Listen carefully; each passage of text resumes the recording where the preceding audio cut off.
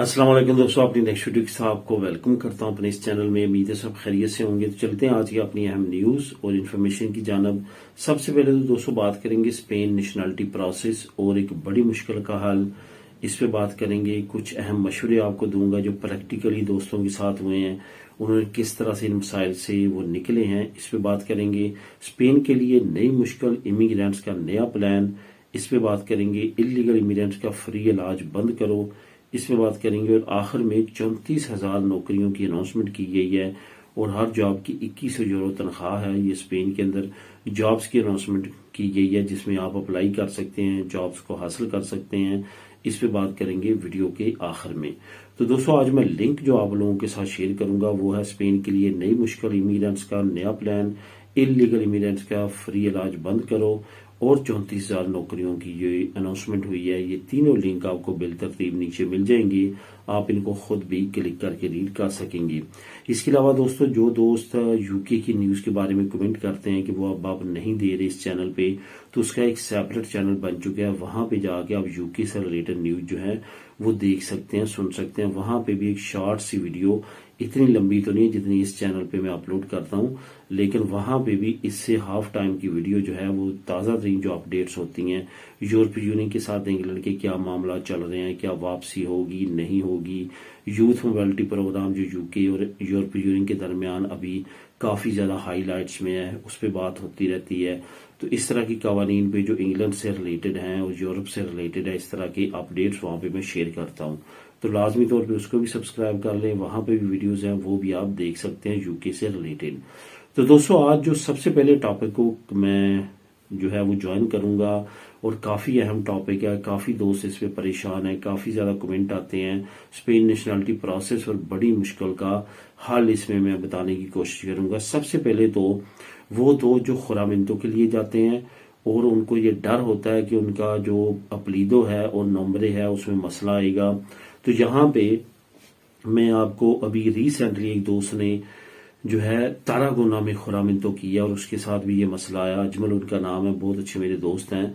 तो उन्होंने मेरे साथ अपनी तमाम स्टोरी जो है वो शेयर किया और ये साथ कहा है कि आप लाजमी तौर पे इस पे बात करेंगे क्योंकि काफी दोस्त इस पे परेशान हैं। जब आप खुरामिंतो देने जाते हैं और कौंसलेट में जाते हैं और आप रजिस्टर सिविल में जाते हैं, वो आपको कहते हैं कौंसलेट से लेटर बनवा के लेके आए। वहां भी जाके आप देखते हैं कि वो आपको लेटर वो नहीं बना के देते जो आप चाहते हैं। होता क्या है कि फॉर एग्जाम्पल आपका नाम है, पहले मोहम्मद आपका नाम है और अजमल आपकी अपरीदो है, ठीक है, सर नेम और जो है वो आपका तमाम नंबरे और सर नेम जो सारी चीजें हैं वो आपकी इस तरह जो पहले आपका रेजिडेंसी कार्ड पे होता है। अब क्या होता है कि आपका वालदैन का नाम साथ लगना होता है। अब आप चाहते हैं कि जो मोहम्मद अजमल है फॉर एग्जाम्पल, वो आपका कंप्लीट नंबरे हो जाए और जो आपका वालिद है उनकी अपलीदो पहली अपलीदो आपकी हो जाए और आपकी वालदा की जो अपलीदो है वो आपकी सेकंड अपलीदो हो जाए। लेकिन रजिस्टर सिविल ऐसा नहीं करती, वो कहती है आप कौंसलेट से लिखवा लाएं फिर हम कर देंगे, वैसे नहीं करेंगे। अब आप कौंसलेट में जाएंगे तो वो आपको कहेंगे कि ये इस तरह से हम नहीं कर सकते, ऐसा है वैसा है। जब आप उनको एक्सप्लेन करेंगे कि ये, क्योंकि ये प्रैक्टिकली हो चुका है काफी दोस्तों के साथ, आप उनको एक्सप्लेन करेंगे कि अगर ऐसा मैं नहीं करता तो मेरे डॉक्यूमेंट्स का मसला बनेगा पाकिस्तान के यहाँ पे, तो पाकिस्तान की जो कौंसिल या एम्बेसी है वो कर देती है। काफी लोगों को उन्होंने करके दिया है और कर रही है। आप उनसे जो सर्टिफिकेट बनवाएं वहां पे अपना नेम जो है वो मोहम्मद अजमल लिखवाएं और पहली अपलीदो जो है अपने वालदैन की लिखवा के उस पे आप रजिस्टर सिविल में जाएंगे तो वो इसी तरह से आपका करेंगे। वरना वो क्या करते हैं कि आपके नाम को आदि को काट देते हैं और उसमें आपके वालदैन का नाम लगाते हैं। तो इस तरह से आपके लिए आने वाले वक्त में डॉक्यूमेंट्स में काफी मसला बन सकता है। उसके बाद एक और बात मैं कहना चाहूंगा जो काफी लोग और भी परेशान है, वो है हलफ बर्दारी की। हलफ बर्दारी दोस्तों आपको मैंने पहले भी कहा था, जैसे कि अभी कतलूनिया की अगर बात करें और स्पेशली प्रोविंस की बात करें, बार्सिलोना की, यहाँ पे बहुत ज्यादा रश है। वहां पे दो रजिस्टर सिविल है, एक बार्सिलोना की और हॉस्पिटैलिटी की। बार्सिलोना की तो 1.5 पौने 2 साल जो है वो टाइम लगा रही है हलफ बर्दारी पे, और हॉस्पिटैलिटी की भी कोई कम नहीं है, वो भी साल सवा साल लगा देती है। तो आपके लिए बहुत ज्यादा जरूरी है। कुछ दोस्त कहते हैं हम फैमिली के साथ हैं, हम ऐसा नहीं कर सकते। बिल्कुल कर सकते हैं, बालक जो भी हैं वो कर सकते हैं। आपने क्या करना है कि आपकी जब अभी इंतरामीती होती है नेशनैलिटी अभी पास नहीं हुई होती, अगर पास हुई पे आप ये काम करेंगे तो आप रायगा जाएगा वो आपका टाइम, तो आपकी परेशानी बढ़ेगी। अभी आपकी नेशनैलिटी जो है पास नहीं हुई, अब इन प्रोसेस जा रही है स्टेटस आपका, तो आपने कि ऐसे इलाके में अपनी पथरौना में तो करवा लेनी है जहां पे हफ्तों में या दिनों में काम होता है। बेशुमार दोस्तों ने ऐसा किया, वलेंसिया की साइड पे गए हैं, पाइस बास्को की साइड पे गए हैं, बाकी प्रोविंसेस में गए हैं, यहाँ पे गैर मुल्की का रश नहीं है। यकीन करेंगे वहां पे एक एक दिन में लोगों ने अपना जो है वो सर्टिफिकेट हासिल किया है, यानी कि जो स्पेनिश बर्थ सर्टिफिकेट है जिसपे आपको आगे तमाम प्रोसेस करना है, दलील लेनी है, पासपोर्ट लेना है, वो एक एक दो दो दिनों में उन्होंने लिया बगैर सीते के।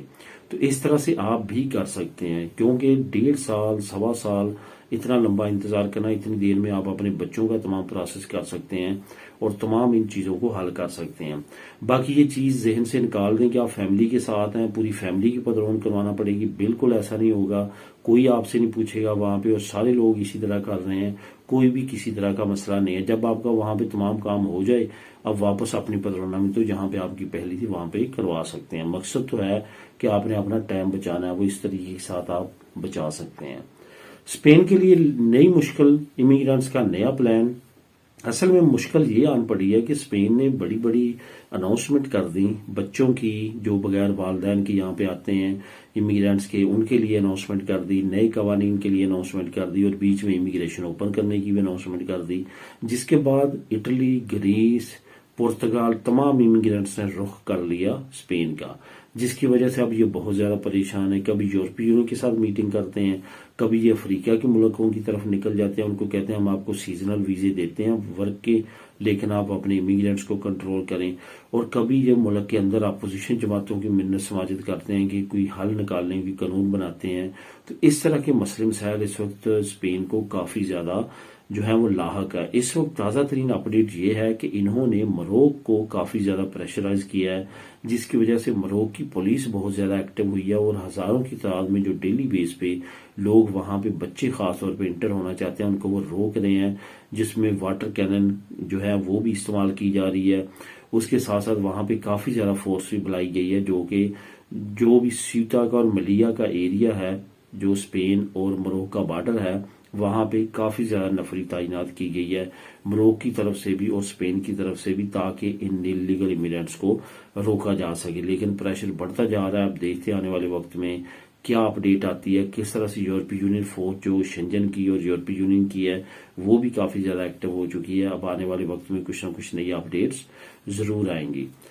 अब दोस्तों बात करते हैं कि इलीगल इमिग्रेंट्स का इलाज जो है वो फ्री जो हो रहा है वो उसको बंद करना चाहिए। असल में जिन जिन ममालक में राइट विंग्स पार्टी की हुकूमतें हैं वहां पे इस तरह के मंसूबे जो हैं वो अमूमन तौर पे बयान किए जाते हैं, मीडिया की जीनत बनते हैं और काफी ज्यादा इन पे शोरगुल आता है। यही सिचुएशन इस वक्त फिनलैंड में हो रही है। फिनलैंड में बदकिस्मती से इस वक्त राइट विंग्स पार्टी को हुकूमत मिल चुकी है और वो कुछ न कुछ ऐसी कवानीन बनाने के चक्कर में है कि जो इमिग्रेंट्स हैं वो उन ममालक का रुख ना करें, खासतौर पर स्कैंडिनेवियन फिनलैंड का। फिनलैंड जो है इसका बॉर्डर रशिया के साथ मिलता है और रशियन साइड पे कंट्रोल कम होने की वजह से, क्योंकि वो यूरोपीय यूनियन के अगेंस्ट काम कर रहा है, तो उन्होंने अपने बॉर्डर्स को काफी नरम किया। वहां से बहुत ज्यादा इलीगल इमिग्रेंट जो है वो फिनलैंड में इंटर हो रहे हैं और हुए हैं पहले भी, क्योंकि बर्फानी एरिया बहुत ज्यादा सर्दी है, इस वजह से पूरे बॉर्डर को कंट्रोल करना आसान नहीं है। अब इसमें फिनलैंड के जो इस वक्त पार्टी के अहम अहदेदार हैं और मिनिस्टर हैं उनकी तरफ से अनाउंसमेंट की गई है कि जो इलीगल इमिग्रेंट्स हैं इनका इलाज बंद किया जाए। लेकिन अच्छी बात यह है कि उसके मुल्क के अंदर ही डॉक्टर्स ने उस पर काफी ज्यादा तनकीद किया और ये कहा है कि ये ह्यूमन के बिल्कुल खिलाफ है और ह्यूमन राइट्स के खिलाफ है, इस वजह से इस तरह का कोई भी इकदाम नहीं किया जा सकता। लेकिन हो सकता है कि फिनलैंड की हुकूमत आने वाले वक्त में कुछ इस तरह की अपडेट लेके आए। अब दोस्तों आखिर में बात करते हैं कि 34,000 नौकरियां और 2100 यूरो आपको तनख्वाह मिलेगी। ये किसने अनाउंस किया है, कहाँ है जॉब्स?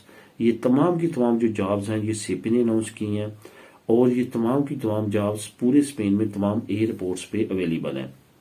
34,000 ये जॉब्स हैं जिनकी तनख्वाह आपको 2100 यूरो मिलेगी। मुख्तलिफ शोबों से रिलेटेड है, जिस शोबे में भी आप जाना चाहें वहां पे जा सकते हैं। बहुत बड़ी तादाद में ये जॉब्स हैं और काफ़ी अरसे से यहाँ पे भर्ती जारी है और 34,000 जॉब्स अभी भी बाकी हैं। अगर आप इंटरेस्टेड हैं जॉब्स में तो लिंक नीचे मौजूद है, लिंक नंबर 3, वहां पे आप क्लिक करेंगे तो वहां पे तमाम डिटेल आ जाएगी और आप उस डिटेल के मुताबिक प्रोसेस करके यहाँ पे जॉब अप्लाई कर सकते हैं। तो दोस्तों ये थी आज की अहम न्यूज़ और इन्फॉर्मेशन। मिलेंगे नेक्स्ट वीडियो में नई अपडेट्स के साथ। अल्लाह हाफिज़।